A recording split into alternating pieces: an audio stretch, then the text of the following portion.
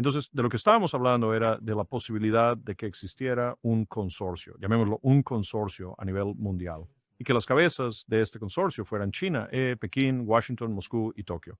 Bueno, ¿no querrías incluir a Brasil en esa lista? Podría ser Delhi. Bueno, simplemente vamos a empezar con esto y veamos qué es lo que logramos conseguir. Y estábamos elaborando un borrador, una especie de hombre de paja de cómo se vería ese consorcio y cómo lo manejarías políticamente, cómo lo venderías al mundo, ¿eh? ¿Sabes? Suena como un gobierno global o algo así, ¿sabes? Pero en realidad a eso nos referimos cuando hablamos de potencias pares, tal vez tres, cuatro o incluso cinco, en un mundo donde existen potencias casi pares en el siguiente escalón. Y de esas podría haber hasta 20. ¿Sabes? Piensa en el G20 y el G8 y todas esas viejas formulaciones, y luego el resto del mundo. ¿Y cómo logras que no sea una estructura económica de goteo, sino una estructura económica que comparta la riqueza de una manera que sea razonablemente justa y equitativa para todos? Es factible, pensamos, pero nadie quería hablar de ello. Ciertamente, nadie en la Casa Blanca de George W. Bush quería hablar de ello. Y mi propio jefe, Colin Powell, tampoco. Pero hacia allá vamos si somos inteligentes. Nos dirigimos a gobernar el mundo, si se quiere, no desde el Consejo de Seguridad Nacional. El libro de David Rothkopf, Running the World, sí, no proveniente del Consejo de Seguridad Nacional de Washington, sino de la fuerza conjunta y los recursos económicos de las principales potencias mundiales y con una base justa y equitativa, si se me permite decirlo. Mucho mejor, con diferencia de lo que tenemos actualmente. Una distribución de la riqueza más amplia, una distribución mucho más justa y equitativa. Nunca será perfecto, por supuesto. Ni siquiera se acercará a la perfección. Jamás habrá justicia en el mundo. Nunca la ha habido. Pero hay que encontrar la forma de acomodar estos cambios de poder de una manera que no destruya un lado ni eleve al otro de la vieja forma tradicional, sino que lo suavice y lo distribuya entre muchos países y mucha gente y así poder abordar cuestiones como la crisis climática y las armas nucleares. Pensé en ese momento y le dije a mi jefe, tienes que ver esto no es un mal pensamiento. Y sabes, él no quiso. Le dijo a Richard Haas, ¿cómo operacionalizarías esto? Un tipo militar típico, ¿sabes? ¿Cómo operacionalizarías esto? Bueno, lo primero que tendrías que hacer es tener diplomacia real. Entonces tendrías que ir a la Casa Blanca, hablar con ese tipo y decírselo. Alguna vez has pensado en ser diplomático tú mismo? Quiero decir, sabes, la verdad es que suena muy sencillo, suena a algo quizás demasiado idealista, incluso excesivamente simple, pero de alguna manera un tipo de solución como esa probablemente tendrá que ser desarrollada. Bueno, ya estoy viendo algunos informes, pero que, perdón. O sea, tú tienes que darle nueva energía o deshacerte por completo de las Naciones Unidas. Creas una nueva entidad que sea verdaderamente seria porque la has dotado de energía con dinero y con tropas. Lo que la Carta de las Naciones Unidas establecía que se debía hacer, recuerda bien, la Carta Constitutiva aún conserva esa sección. Se establece que ustedes proporcionarán, ustedes los 5 miembros permanentes y cualquier otro país que desee contribuir, una fuerza militar permanente y lista para actuar para el Secretario General de las Naciones Unidas que se encargará de llevar a cabo misiones de mantenimiento y de imposición de la paz. Nunca hemos logrado que ese párrafo sea funcional. Eso tendrías que hacerlo con algún tipo de nueva organización. Yo diría que reemplacemos todo el maldito tinglado y traslademos la maldita sede de todo el conjunto a otro lugar, como Delhi o Shanghái o donde sea. Sáquenlo de Nueva York. Introduce un cambio drástico en tu mecanismo internacional y haz que sea más efectivo. Jamás será completamente efectivo, pero esfuérzate por hacerlo más efectivo. Sí, bueno, eso es una locura. Sin embargo, es este tipo de cambios masivos a los que te estás refiriendo. Normalmente esos solo suelen ocurrir después de una gran guerra. Algunas excepciones, por supuesto, el colapso de la Unión Soviética. Entonces el sistema internacional cambió fundamentalmente. Pero si vemos un masivo, O el colapso del Imperio Yanqui. colapso del Imperio Americano, pues eso provocaría, sí, eso generaría una de estas crisis, pero lo que iba a decir antes es que han surgido informes recientes que indican que desde la administración de Trump hay algunos que ahora están a favor de reemplazar el G7 por lo que denominan el Core 5 o el C5, que estaría compuesto por Estados Unidos, China, Rusia, India y Japón. De nuevo, en lo que respecta a la gran estrategia, yo creo, sabes que está yendo en la dirección correcta porque, sabes, las instituciones clave tienen que reflejar la distribución de poder que existe actualmente, pero Europa no. Ningún país europeo está en esa lista, por supuesto, excepto Rusia, pero surge la pregunta, ¿qué ves en este nuevo giro? Porque obviamente la dificultad económica ahora forzará cambios en Estados Unidos y ya hemos visto la nueva estrategia de seguridad nacional empezar a alejarse del pasado, es decir, sin palabras duras sobre Rusia. Mientras tanto, casi hay planes de golpes de Estado en Ucrania, perdón, en Europa, o al menos cultivar la oposición, decía. Así que las cosas están cambiando. Pero ¿cuál ves el papel de Europa en este nuevo mundo al que Estados Unidos tiene que adaptarse? Bueno, ese 5 ya está viciado y está viciado porque a Donald Trump no le agradaba Lula da Silva en Brasil. Brasil debería estar ahí. Y por cierto, en nuestro pequeño grupo, para empezar, en el consorcio, Brasil estaba presente y eso fue dos décadas en África. Creo que hay que ponerlos ahí por su población, por sus recursos, por el potencial de un daño enorme al clima, si no se controla bien las selvas tropicales y cosas así. Y también estoy intentando recordar el otro país que teníamos ahí. Teníamos otro país ahí que bueno, eso fue Indonesia, simplemente por lo que estábamos haciendo en aquel momento específico. Ahora, de todas formas, creo que necesita ser un poco más grande y necesita incluir países que estén pasando por dificultades hasta cierto punto y no solo los líderes principales. Yo diría lo mismo de este. Sí, adelante. No, solo iba a decir Indonesia. Creo que es uno de los países más subestimados que existen en cuanto a la dirección que está tomando este país. Este va a ser un actor importantísimo en el futuro y, sin embargo, no aparece en el radar, al menos aquí en Europa, lo cual es bastante extraño, porque es de inmensa importancia, especialmente como, sí, otra potencia marítima. De entre todas las personas que podría citar y no logro recordar las palabras exactas, pero uno de nuestros embajadores, cuando yo era teniente coronel y asistente ejecutivo de uno de los almirantes de la Marina en el Comando del Pacífico de los Estados Unidos, en aquel entonces se encontraba en Yakarta. Y él hizo una declaración justo como la que acabas de hacer. Esto fue en 1985. Él hizo una declaración diciendo que debíamos prestar atención a Indonesia. Necesitábamos prestar atención a todo el potencial que había allí y así. En fin, eso es lo típico. Embajador, diría usted, pero no, incluso en J5, en el Comando del Pacífico, la parte estratégica y de política del Comando del Pacífico, pensamos que él tenía toda la razón. Su nombre era Carl D. Wolfowitz.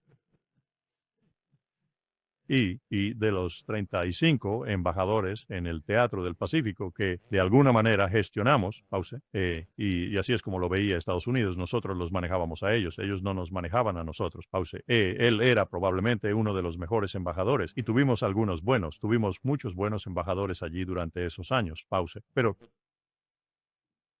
vale, me salí del tema. Básicamente, se necesita una mejor representación, una representación del planeta y una que no refleje las realidades de la posguerra mundial, porque ya no existen, como nos están demostrando los europeos con creces, no de forma positiva, sino de forma negativa. Ellos no comprenden lo que la guerra significó para ellos, no comprenden lo que la guerra les proporcionó, no comprenden los años de paz, de alegría, de grandes programas sociales y todo lo que eso les brindó.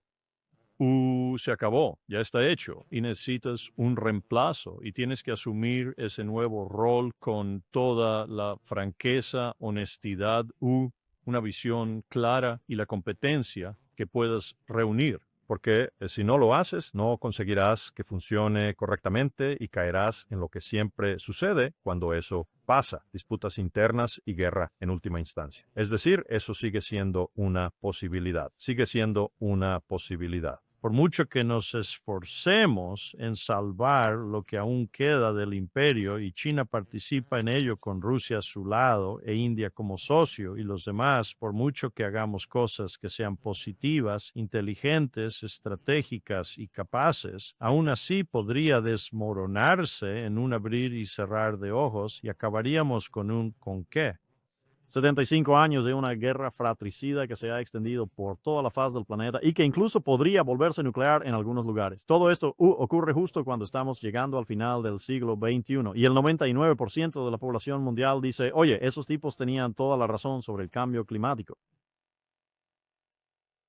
Lo interesante era cuando hablas con, bueno, diferentes académicos o funcionarios de Beijing o de China en general. Ellos señalan que en el pasado Europa tenía una posición tan alta en sus ambiciones extranjeras, en términos de con quién querían asociarse y trabajar.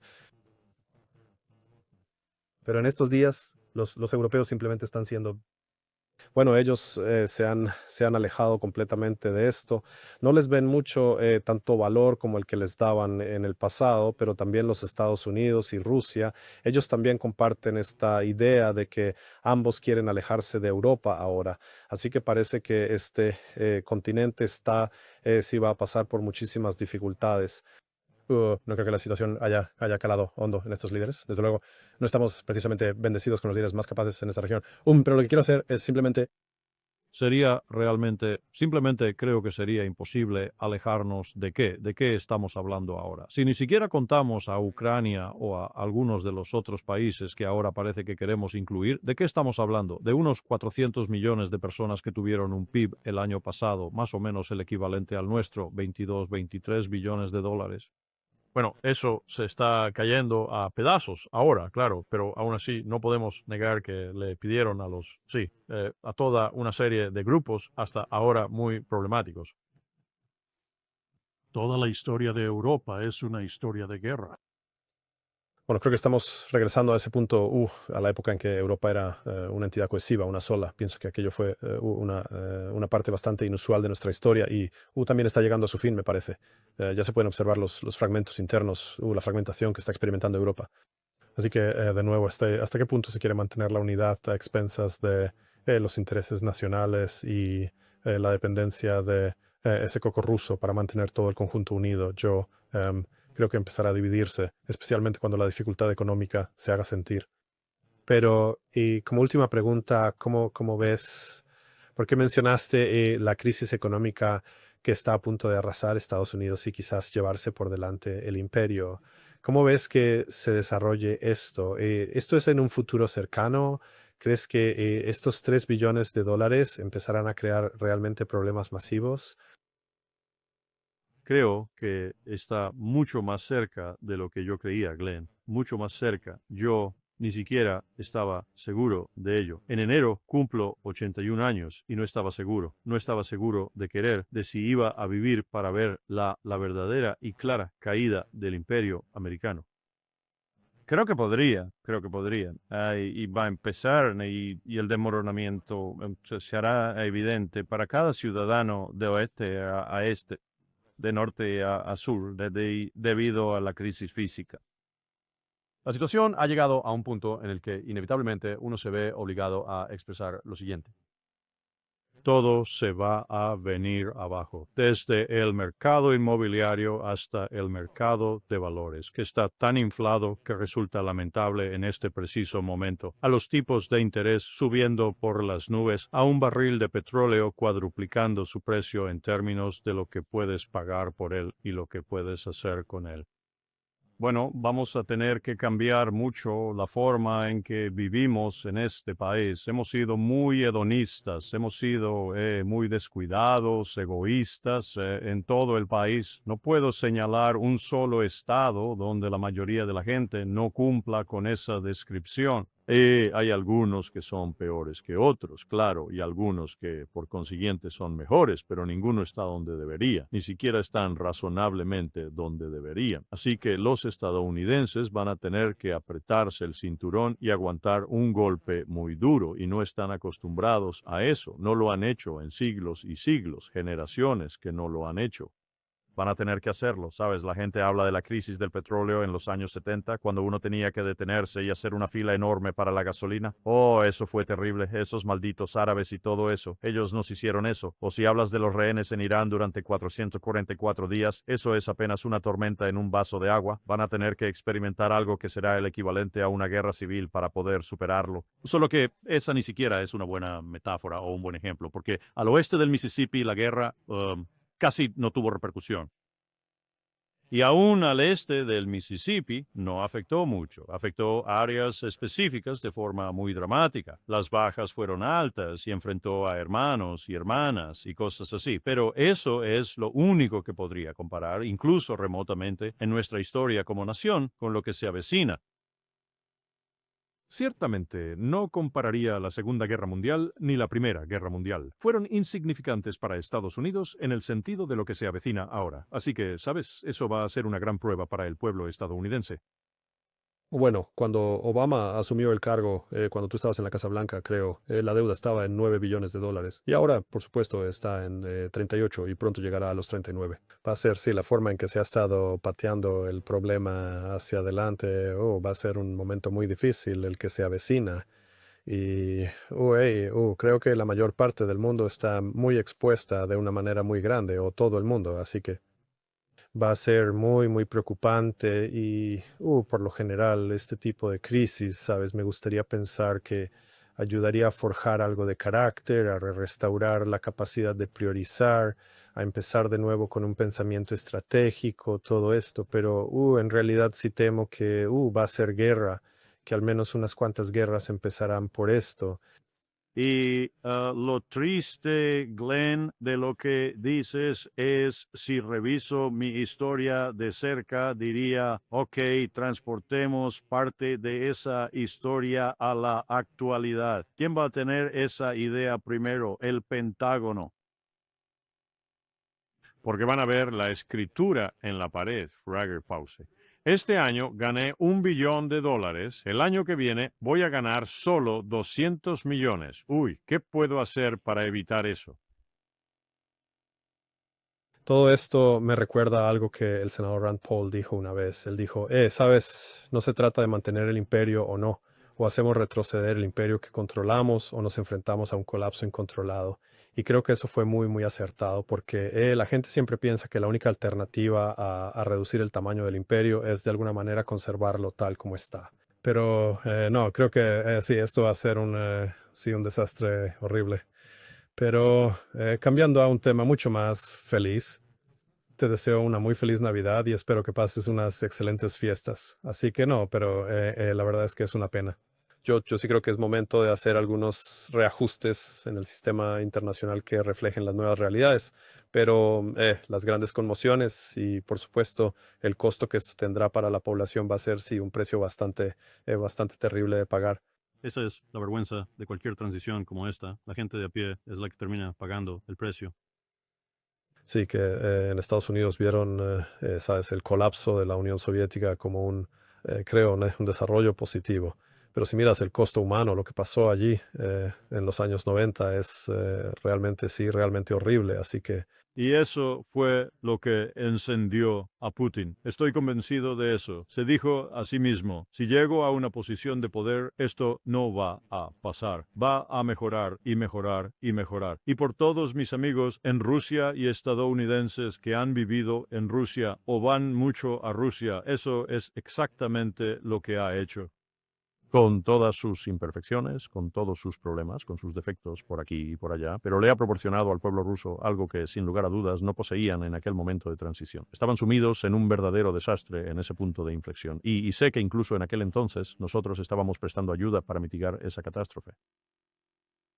Me alegra tanto ver a Larry Summers finalmente recibiendo su merecido porque fue un gran participante en eso. No solo en los archivos de Epstein, sino que fue un gran participante junto con Anatoly Chubais y otros en las ventas de liquidación en Moscú, de las cuales sus empresas obtuvieron enormes comisiones.